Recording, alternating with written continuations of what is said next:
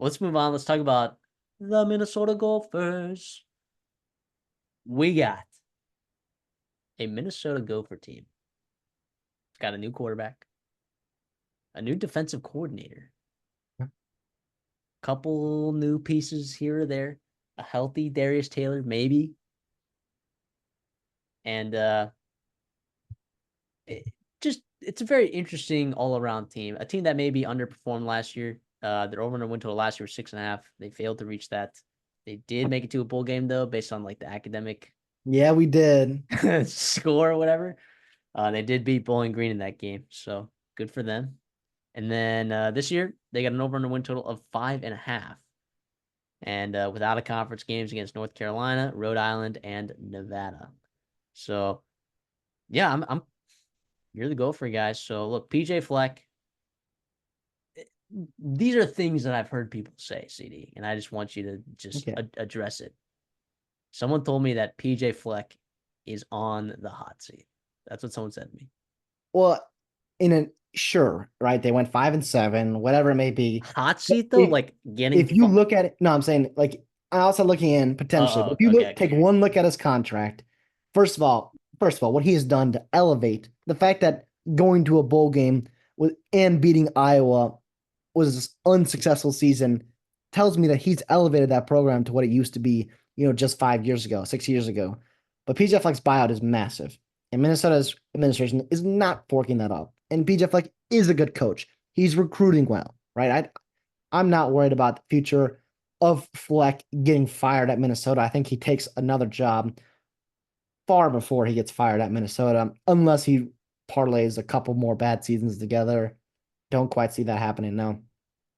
Listen, though, I think the underrated thing, and we'll talk about defense later, and it's like a lot of people in the Big Ten circles made a lot of fuss about Joe Rossi getting hired to Minnesota. I did too. Big time hire for John Smith. Rossi was really, really underrated for Minnesota for a while now. Minnesota very fortunate to keep him for as long as they did. But then no one really talked about what they did to backfill that hire. And you're bringing a guy like Corey Heatherman coming over from Rutgers with Joe H there, right? And Minnesota East is what they Razmiak. call it. Erasmiak, right? So obviously he's got had success calling plays and whatnot. He's going to be running a very similar same scheme that Joe Rossi did at Minnesota, just because we have the talent and the players to run that scheme.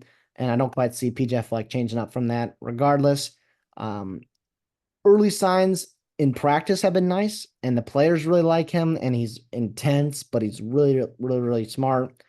He's kind of making the scheme pretty understandable and digestible for these players. The early signs on recruiting, not quite there, remains to be seen. Regardless, though, in terms of 2024 outlook on the field, I don't think it's a bad hire. I don't think it's a huge downgrade from Joe Rossi. And I think the talent on this team, can kind of carry him to a couple wins. Okay, so let's talk about the quarterback position. They bring in Max Brosmer from New Hampshire. Uh, I would say he's an upgrade. Ethan Kaliakmanis just did not live up to the bill that he was supposed to. Did not. And they've had issues at quarterback. Tanner Morgan regressing after that 2019 season. Like when I watch Max Brosmer, right, I'm seeing a lot of, short, intermediate throws, not doing too much, right? What what is the ceiling for Max Brosmer here? Because I'm not seeing an insanely high ceiling, but I'm seeing a guy that maybe has a high floor, a way higher floor than Ethan Kaliakmanis. Significantly higher floor than Kaliakmanis. I do think that ceiling is being slept on a little bit. I think Okay.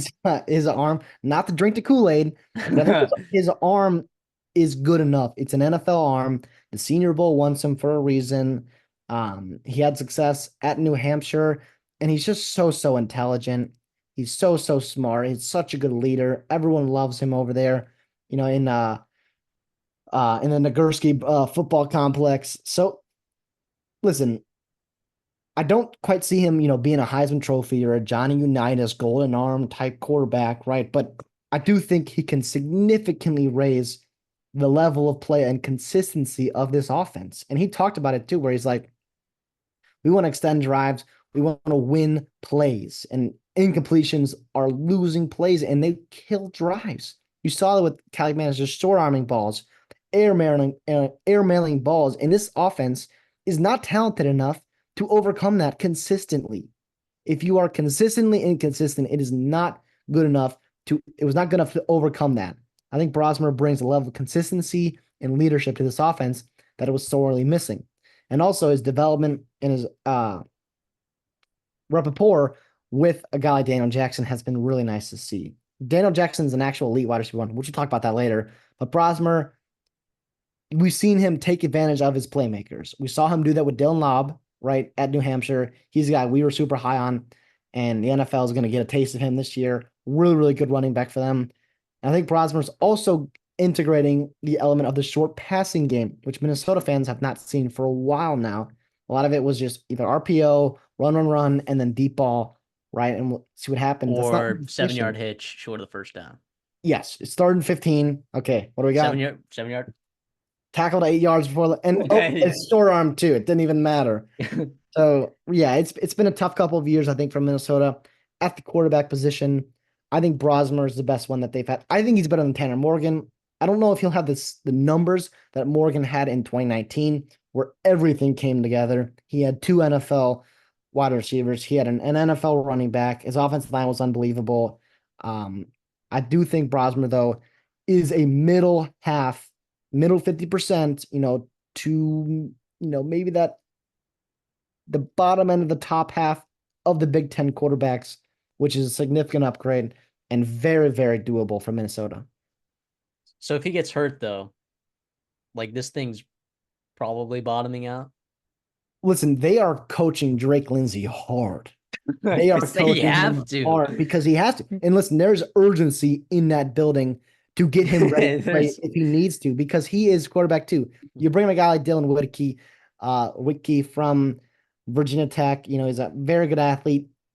Still progressing as a quarterback. I think Minnesota fans and guys were surprised that they brought in him because they were hoping for a guy a little bit more experience and, a higher floor. Well, they did. They brought in Logan Fife, and then they brought in Logan Fife that he wanted to start. And that killed him. And he's over at, I think, Montana State. That would have been a great backup quarterback to have. Oh, you're telling me. 1 year of Brosmer, 1 year of Fife, and then a Dale Lindsay show. Regardless, so Lindsay has to be ready at the latest by 2025. The earliest it could be week 1, right? He's a turned ankle. He is a blindside hit away from being the starting quarterback of Minnesota. And listen, he looks different than most Minnesota quarterbacks coming in, right? He is. He's big. I saw him. He came as early and early. I was working at Raising Cane's, and he came in. I was like, whoa. I was like, holy cow. He's like, that's not Tanner Morgan.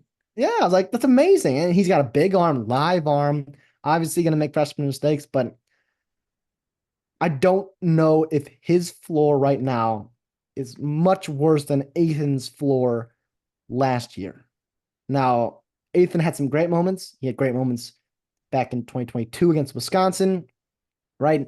And I'm not trying to, drink the Kool-Aid and whatnot, but Lindsay's a guy I believe in long-term. 2024, if it's not Brosmer getting snaps, I do worry about this team making a bowl game. The running back room, though, I am not worried about. Holy loaded. You got Darius Taylor, who's, probably RB1 if he's healthy, right? That's a kind of a question mark, I guess. You think he's going to be healthy? Yeah. Okay. I don't know for 12 games, no, but right now he's healthy. Okay, good. Then Marcus Major comes over from Oklahoma. I don't know if he's going to be number 2 or if Saya Bangura from Ohio is going to be that number 2 spot. Like, you have 3 guys there, and then Jordan Newman, who, came in after, everyone in that room was just massacred. A walk-on running back. Would he walk on as a safety or a running back? He was a safety, but they moved him to running back, yeah. Because Tyler Newman is his brother, right, playing in the NFL now. Yeah, so, yeah, and then they also bring Jaron Mangum. They got 5 options, 4 guys that I like, 3 guys that are really good, and 1 guy that is probably a top 4, 5 running back in the Big Ten, which means you're a top 4 or 5 running back in the country. Yeah, with CJ Baxter getting hurt today, Darius Taylor is probably the best sophomore running back in the country. I don't think that's crazy to say. He is a stud, right? He's an absolute monster. If he's healthy, he's giving you 20 to 22 carries a game, a couple receptions, holy production that he's going to have. Now, he had a limited sample size last year where he was just torching everyone, right? But that's not going to be carrying over to, you know, I'm sorry, 12 games throughout the season and whatnot. But behind him is Marcus Major. Marcus Major is having a great camp. He was a guy that was hurt in the spring, right? But he is flashing his 4-star potential that he had coming out of high school. They love him back there in Dinkytown. Sia Bangura brings a different element in terms of catching the ball out of the backfield. He was uber productive for an Ohio team, like you mentioned. Another guy I want to mention is Fame Ejeboy. I'm not quite sure exactly how to say it, but I do need to learn because he's a true freshman right now, having a great camp. This guy has legit speed, track star, turning the corner type running back. And they really love his explosiveness and the physicality with he runs. Now, the goal is not to have him needed in 2024, right? But if you get that running back 6, which we've been before, if you're Minnesota, that's not a bad one at all to have. And this running back room is going to be relied upon heavy, and that's why that PJ Fleck and Harbaugh and Nick McKissick-Luke really took a intent to build this room, the depth and quality and upside. Yeah, it's a pretty nuts room. You said it all. In the receiver room, right? Daniel Jackson. I mean, I've been saying it. You've been saying it. He is a wide receiver one. He is one of the people are not going to believe this when we say this, but he is one of the better wide receivers probably in the Big Ten. Like he is that good. He just hasn't had the opportunities from quarterbacks to get. He's so good. He's an NFL player. A guy like Elijah Spencer, who what a spring game from him last year to just absolutely disappear last year was pretty wild to see. You bring in transfer Christian Driver, Donald Driver's kid. I don't know that he's that good. I really don't. Maybe you can convince me otherwise. Tyler Williams, I like coming from Georgia. Lameke Brockington is a guy that's gotten some playing time there. I love Dana Jackson, and I like the potential of some of these other guys, but I'm not loving it. I'm not loving it over there in the wide receiver room. It has been a hot topic on, message boards and within the Gopher community about wide receiver, especially depth behind Jackson. I think if Jackson plays all 12 games, I feel much better about this room. Obviously, right? He's a legit wide receiver 1. And I feel okay about guys like Spencer and Brockington to be wide receivers 2 and 3 because they're not quite the focal point of an offense. And I do think it helps this room. We'll talk about it with the tight end room, is that they are, with Max Brosmer and Harbaugh, they are using much more versatile short passing game in terms of getting the running backs involved and also the tight ends. So it's not all just on the wide receivers to create separation and create explosive plays. But Spencer's a guy, you mentioned the spring game a couple years ago, really, really flashed. Last year, drops and consistency in practice hurt him. You saw him catch a couple touchdowns, including one in the bowl game. When it flashes for him, he's really, really good. It's about consistency and it's about fixing those drop issues, which he didn't have at Charlotte. Sucks to see that. This is wild. Yeah. It's, classic Matt Simon luck there. But Lemeke Brockton, really good run blocker. And I know I'll get to his passing, but he's a really good run blocker. He's healthy now. Last year, he wasn't. He's an explosive guy. Minnesota fans love him from what he did, catching the game-winning touchdown pass against Wisconsin a year ago. It'll be about consistency and making that, year 2 years ago. 4.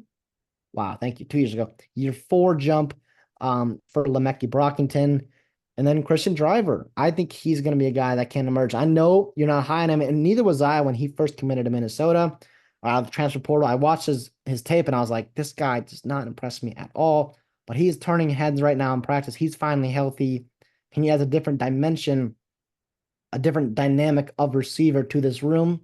Stop. I'm not drinking the Kool-Aid. It's just, listen, if he's your wide receiver 4, along with, year 2 guys like Donnell Hayes, like Kendrick. What about Tyler Williams? You not like Tyler Williams? No, I do. I do. I think he's more of a 2025 guy, 2026 guy. Anything he gives you is gravy. I still think he's pretty raw. Now, he's a talent in that room like nobody else, right? He is that dude in terms of speed, size, physicality, and whatnot. But I still think he's probably there to develop. Jalen Smith's a guy that's also flashed as well. Probably redshirt candidate, but I wanted to give him some love as well. Listen, I think this room is better than last year. Corey Crooms was awful. He dropped everything. I mean, anytime there was an important catch on third down, he was dropping it. Chris Ottman-Bell was unfortunately just a shell of himself. It was Daniel Jackson or bust. Even Brevin Spanford regressed Stunk. too. He He regressed. stunk. Oh, it was tough. So it was Daniel Jackson or bust, and he had all the targets. He had 831 yards, 8 touchdowns, including one amazing catch against Nebraska. I hope that they give him some help. And it's up to Spencer and Brockington. It still remains to be seen. But I listen, I'll drink the Kool-Aid. I'll just say that they're going to be a better room than they were last year. How much better depends on, guys 2 through 4 developing and giving Daniel Jackson another option or giving Max Brosmer another option other than Daniel Jackson. I think it has to be Elijah Spencer. I think he has to take a step. Otherwise, they're in trouble. In the tight end room, you talked about it. Brevin Spanford, NFL, you know, guy, like in terms of like his size and whatever, just was so unimpressive last year. It was crazy. So like, your main media guy might look at this nationally and be like, "Oh, they just lost an NFL tight end." No, I mean yes, but like In 2022, he was so good in 2022. He was a good blocker. He made some big time catches and run after catch. Last year, he struggled with the yips, with drop issues. He even as a physicality run blocker. Him and Nick Callerup, by the way, too. Nick Callerup's a guy that was an elite blocker in 2022, and he took a huge step back last year. You're hoping to see some kind of regression to that mean of Callerup. But in terms of the pass catchers, it's finally Jameson Gears time. He's a guy that Minnesota fans have heard about for a while. In that room, just kind of getting there, getting better every year. He's kind of been hurt, but it's about consistency for him. And Pierce Wallace is a guy that has flashed. He's a good pass catcher. We'll see how much they let him play.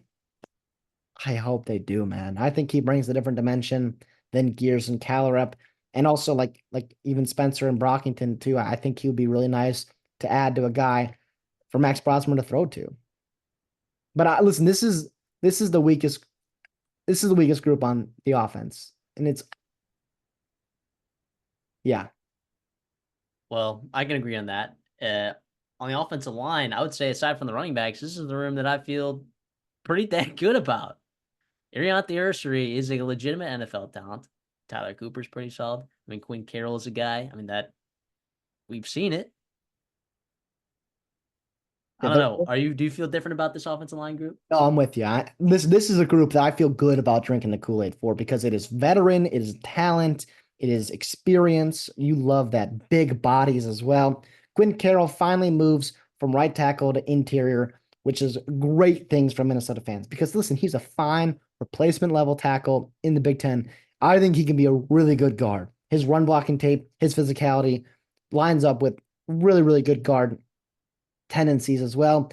So you slide him in the right guard alongside Greg Johnson, who's moving over to center, replacing Nathan Bowe, who replaced John Michael Schmitz. He's another guy in a long line of pretty good centers from Minnesota. Tyler Cooper at left guard. You mentioned him. Pretty good player. I like him a lot. Ursary's stud, enough said about that. It's Right a tackle is good, the competition.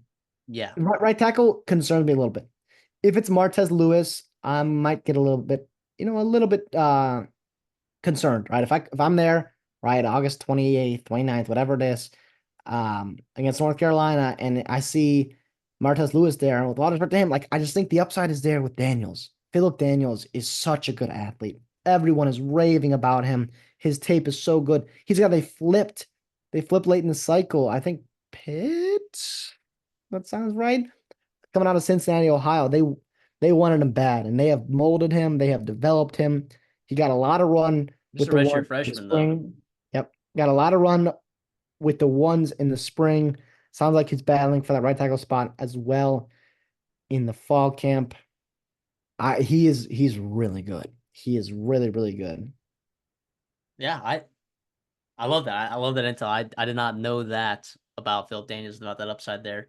Thank you for that. On the defensive side of the ball, uh, last year It was bad. was Yeah, it wasn't that good. And I also don't think that they necessarily played that many amazing offenses either. In the Big Ten West, really? So I'm look, the defensive line obviously is headed by Josh Joyner. Okay. Guy who leads the league in almost sacks and still had 9 sacks, by the way. You just say almost that. No, you're right though. That guy is a guy, first of all, gets held every single play. He's so And he is good. always in the quarterback's chin. I love it. Yeah, and absolutely. And I mean, I don't know. In a pass rushing sense, like obviously he's like very good in that sense. I don't know how good he is necessarily as stout. What does he play? 5 tech. Yeah, he's 5 tech. I mean, this run defense was horrendous last year. I think yes, their linebacking play was really bad. I also don't think that their defensive line did them any favors either, and I don't think that there's a lot of improvement that I'm seeing necessarily, unless you can convince me otherwise. That is the concern right now with this defense is the front seven stopping the run. I think rushing the passer, obviously, but you got to earn the right to rush the passer. We talked about this when we talked about Illinois and their talented edge rushers, but their interior guys, it could be a tough. I think Devin Eastern's a guy that's going to lead them in snaps in that interior room. He's a physical freak. It sounds like he's put it together finally, right? I say finally. He's only like year 3 guy, year 4 guy. Regardless, though, he flashed a little bit last year. Very inconsistent though at times. This year, it sounds like he's turned the corner and he is every down doing what he has to be doing. And you're moving in Jalen Logan Redding, who's a big 5 tech, moving him into 3 tech. You lose some size with that. So we'll see how you can stop the run. Darnell Jeffries was a guy that you were counting on last year, tears his ACL in camp, in fall camp. That was killer to the depth of that interior room. We'll see how he is. It sounds like he's lost a little bit of step, which is super unfortunate. But if he can give you anything, that's some upside. Logan Richter is what he is, just a massive human being, run stopper. He can take up a gap. That's really all he can really give you. Theorian Randall, I like him. I still think he's probably a better pass rusher than he is stopping the run right now.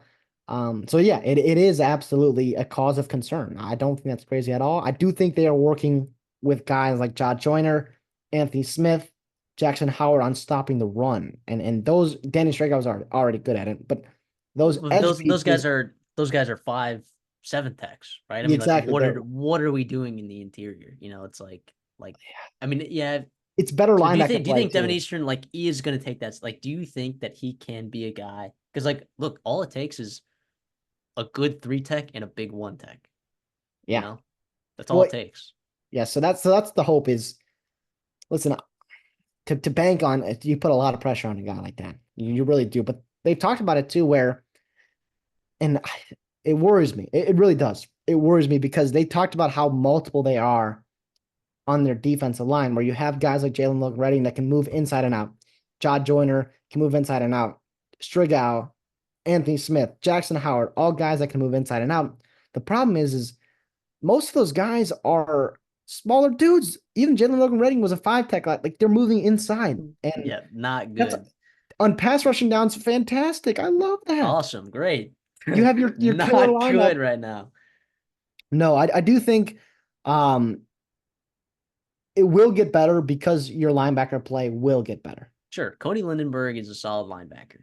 As we know, Mariano Sori stinks. Yeah. Uh, Poor Matt Kingsbury was just not ready to play football last year. no, and he And hopefully and will not see the field this year. no, and even Maverick Baranowski and Devin Williams, they weren't ready either. And they just kind of forced into big time roles where, last year they were supposed to be playing alongside a guy like Lindenberg. Instead, they were playing alongside each other. And it was tough. And you couldn't stop the run, you couldn't Yeah, stop the pass. It was really, really bad. And we saw, in that Purdue game and Illinois and whatnot, where team just took advantage of our linebackers. You hope that Maverick Baranowski takes a step year over year. He got a lot of experience last year. He looked good in camp.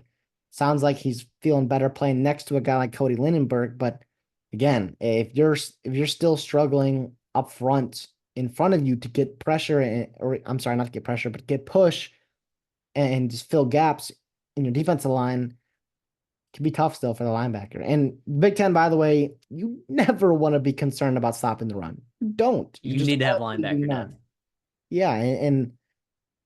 Yeah, you're a couple injuries away from the bottoming out again, which is super scary. And they went after linebackers in the portal, and now they were pretty particular and they ended up not getting any of them. But you had actually two defensive linemen that were committed to you and then flipped. Jordan Gerard going to Louisville is going to be a good player for them. We'll talk about them when they do their ACC breakdown, but that was supposed to be the guy that was going to be alongside Eastern, and he flipped on signing day to Louisville, and that killed you. And just tough to recover from that. And yeah. So this secondary, right? Obviously, Justin Wally, okay, is a stud. He's a very, very, very good cover corner, right? Uh, the rest of these guys, like I hope Coleman Bryson plays more. I hope he becomes the guy because I think Coleman Bryson is a very good football player. But how do you feel about Jack Henderson? Last year came over from Southeast Louisiana to play that nickel spot. Ethan Robinson is now transferring in. Like, what are you hearing about him? And then, maybe like give me another guy that you might see. Like, is Coy Parrott gonna see the field immediately? 4-star recruit? Okay, I'll start with that cornerback room. You mentioned Wall, you mentioned Ethan Robinson. Those will be your starters, right? Wally's really good. Robinson, very experienced. He was a guy that very coveted in the portal. I love listening to him talk. Early signs are very promising. No surprise there, right? The depth in that room is young, but I think it's pretty exciting. Zaquan Bryan's a guy coming over from Savannah, Georgia. A couple of years ago, he's going to be a redshirt freshman this year. He could be really good. He flashed at times, kind of got picked on a little bit in the Wisconsin game, but also it wasn't quite ready. Looked much, much better in spring and fall. Rylan Kelly is putting it together. He's a long, lanky dude, 6'2", long, straight line speed. Love to see that. And then Mike Gerald, young kid, true freshman, came in early enrollee. I really like his game. I saw a couple practices and he looked really, really good. Jack Henderson, I love. He might be my favorite player on this defense. Not necessarily the best player, but I just love. I think he makes plays. He's a good tackler. He's always in the right spot. He was a playmaker for them when they needed him in big spots last year. I think he's really, really good. Behind him, you got Jonte McMillan, TCU depth. Craig McDonald, also depth there at nickel. McMillan has a little bit of flexibility in terms of safety as well, which is why they brought him in to kind of back up both spots there. At safety, though, you mentioned Coleman Bryson. Listen, I like him a lot, and I'm with you too. I wanted him to play a little bit last year, but Kerry Brown is a guy that is kind of, I think, going to overtake him by the end of the season. He is Wow. flashing. He had a That's great so disappointing spring. because I love Coleman Bryson. No, listen, I'm a Coleman Bryson fan too. It's more about Kerry Brown being really good. I think that's the storyline there. It's not about Bryson stepping back. I think it's about Brown being really good. The problem is he's redshirt freshman. And again, youth and inexperience on that back end, not ideal. And then you've got Darius Green and Aiden Gooseby. Listen, the staff and some other insiders really like Gooseby. I don't. I was not impressed with him at all last year. I thought he was always getting torched. The problem is Coy Parrish plays free safety, and that's much, much better You mean position. Coleman Bryson? Yeah, Coleman Bryson plays free safety. Kerry Brown plays free safety.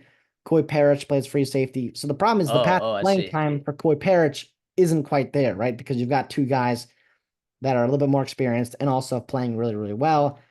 I do think he is too good to keep on the bench, though. He is flashing right now. That's amazing. I've talked to some people, and he came to Minnesota, I think, to play. I think he came to play, and that Yeah, is they something that they excites me because he could have gone elsewhere, and no Minnesota, Ohio State.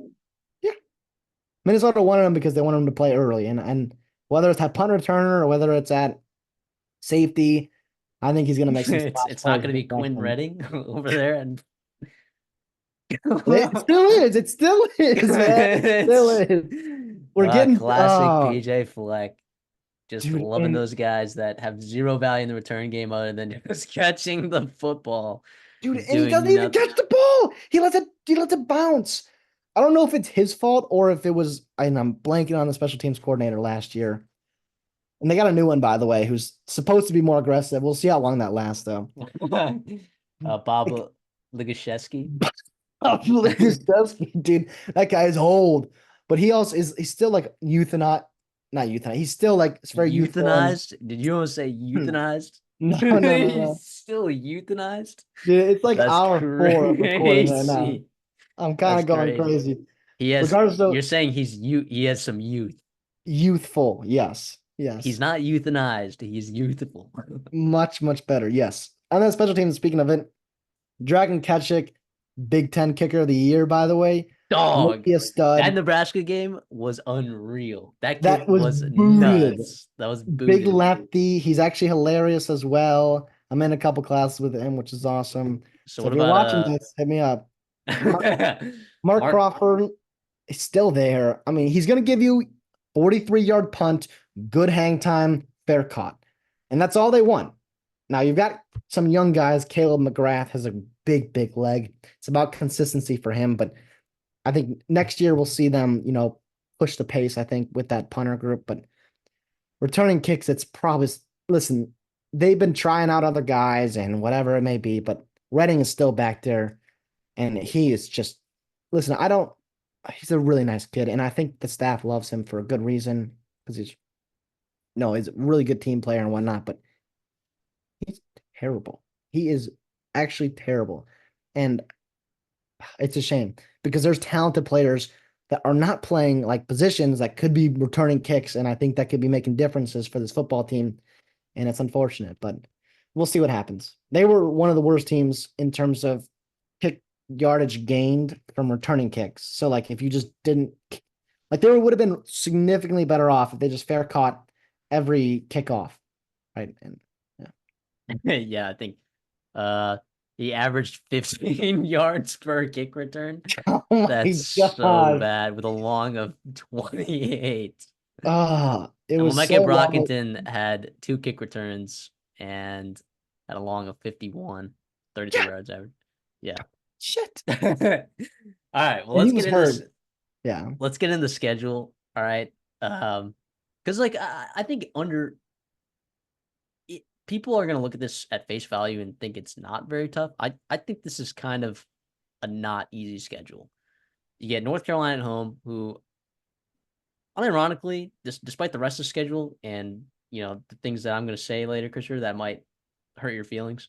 But North Carolina, I think they can win that game at You home. have to win that game. You have to win Absolutely, that I football I game. think they can win that football game. Rhode Island, they get at home. In Nevada, they get at home. Right? They can start 3-0, and I think that would put them in a really good position, confidence-wise, to go the rest of the season. And when you're over in the win total's 5.5, you just got to find 3 wins in the Big Ten.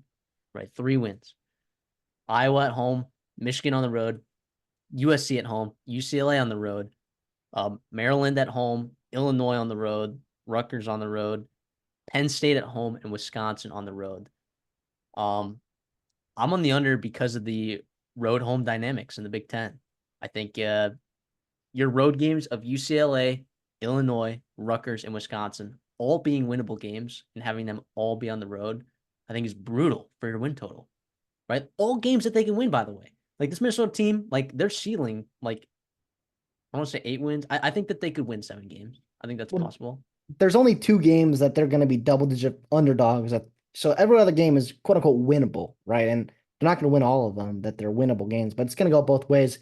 Yeah, I'm with you. I do not like the home way split. Right? First of all, you have five away games in the Big Ten is brutal, and also UCLA, Illinois, Rutgers, Wisconsin. Those are all games you'd like to be at home because you could potentially win those games. USC at home and Maryland at home and Iowa at home. Those are going to be tough games to win. Listen, I'm on the over though. Listen, I'm sorry. all I don't think right, there it is. At it's what is it, minus 102? Take they the don't over. call him minus 102. They don't call him PJ winnable Fleck for a reason. He's going to a bowl game. And I don't know if our APR rating is as good as it was last year, but Hey, listen, who knows? Max Brosmer might be carrying that for- load. he is. But listen, not to drink the Kool-Aid though. I do think North Carolina has to be a win. I think last year in Chapel Hill, if you were a couple of accurate passes away from winning that football, from being in that football game against Drake May, and UNC loses a lot, and it's at home now, and I think you're a much better team than you were last year. UNC takes a big drop back. Should be a win there. You're favored in that game. Again, it is a pretty low line though. So Yeah. Here's the thing though, like a Marion Hampton. yeah, dude, it scares me. But also they bottled him up last year pretty well. And But that he was wasn't the starter, I don't think, week 1. it was week 3. Oh, He was that's right. That's right. Yeah, he probably was started at that point. Uh, yeah, I was a tough match because you're gonna run the ball, dude. Caden Fegan, like, what is he gonna do to that Minnesota interior? yeah, dude, it's scary. Well, but we'll see if he's healthy by then. Like, Wisconsin's gonna try to pound the ball. Penn State's gonna try to pound the ball. Rutgers, I do think Rutgers, there's no way that defense is letting Ethan Kelly-McManus win that football. Yeah, no, There's no. no way. And I'm on the Rutgers over. We'll talk about them later on. Probably you'll see that video in a couple days. But listen, I hate drinking the Kool-Aid, but I think UCLA on the road. I think that's the win. I think I think that could be a win too. I'm looking at, and then so you're talking about UNC, Rhode Island, who's awful, Nevada, who's awful, and UCLA. Those are 4 wins. That's 4 wins I'm giving you. And then you got to find 2 with Iowa, Maryland, Illinois, Rutgers, and Wisconsin. Just 2. Now, to be honest, I don't Wisconsin. I'm almost putting that as a loss. I do not see them competing well with Wisconsin this year. But every other game, super, super winnable. Yeah, Listen, USC listen, the bottom could fall out for USC in terms of their defense. And by the way, their schedule is just brutal. It's just brutal. That they're playing LSU. they get them, but you get them week 6. Yeah, but that's after. So LSU week 1, then you have Utah State and a bye, but then you go to Michigan. You've got Wisconsin. Then you go to Minnesota, and then you play Penn State as well after that. So it's in a stretch of a pretty tough stretch for them. Listen, I think the talent is significantly edged to USC, but if they're struggling to stop the run, if they're not a physical offensive line team that could expose, maybe your weak spots, they've got athletes. Minnesota does this year. They can hang with a team like USC. Yeah. I'm not Yeah. quite considering it a win, or a toss-up game, whatever it may be, but we'll see. Yeah, I didn't know this, but Minnesota's actually favored against North Carolina. That's what I said. Yeah, it's it's like 2.5 or something like that. 2.5 minus 112 on FanDuel. Yeah, I wouldn't have guessed that, but I would have suspected that Minnesota could win that game. Yeah, I think Minnesota could start 3-0, but I also think that they could finish 5-7. Yeah, definitely. Well, and they did last year. So, Listen, here's the thing. As a Minnesota fan, too, if you do not, you got to beat Illinois this year. I know that's not a big rivalry, but Brett Bielema has kicked your ass for 3 years now and then since some. he's been there. And then back at Wisconsin, he was kicking your ass too. So it is about time that Minnesota beats Illinois. And I'm high on Illinois this year. I took them to take their over. So that winner of that game is going to be someone's over is going to hit if they win that game. But regardless, I don't know.